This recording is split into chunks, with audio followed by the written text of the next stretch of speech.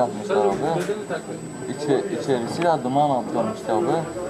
Ondan sonra sabah ben de babamın yanından yere düştüm abi. Çamurda yatıyordum ben de. Abi kalkmaya kalkıştım. Kalkamadım abi.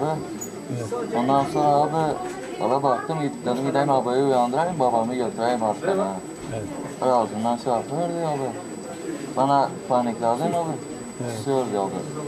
Ondan sonra abi oraya gittim, dedim abi. Baktım kalkmıyor abi. Kafası da tahtaya vurulmuştu. Evet. Ondan sonra ben ambulansı çıktım dışarıya, ambulansı aradım. Ambulans bey geliyor. Tamam, sonra öyle yaparız. Şöyle çevir.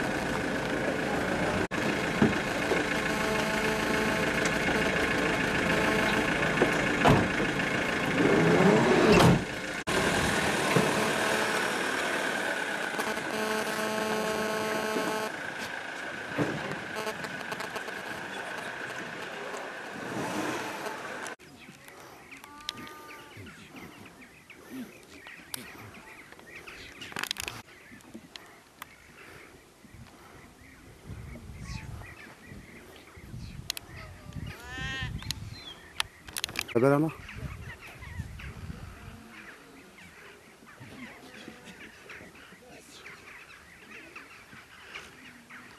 Neden?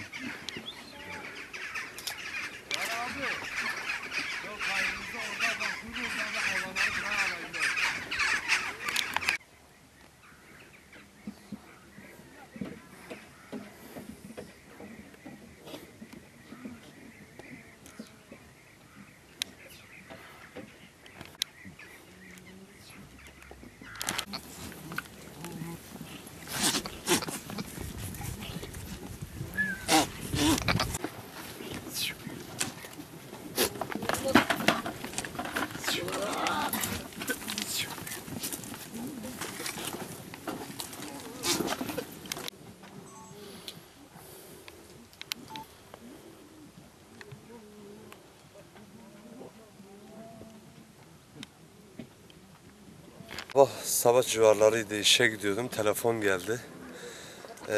İşte zehirlenmeden dolayı biri yerdeydi, yatıyordu kendisi. Emniyet mensuplarından biri ölen kişinin telefonunu alıp şu anda işte ölü olan yerde yatan biri var. İşte yakın akrabalarınızdan birinize ulaştım. Biz de olay anına geldik.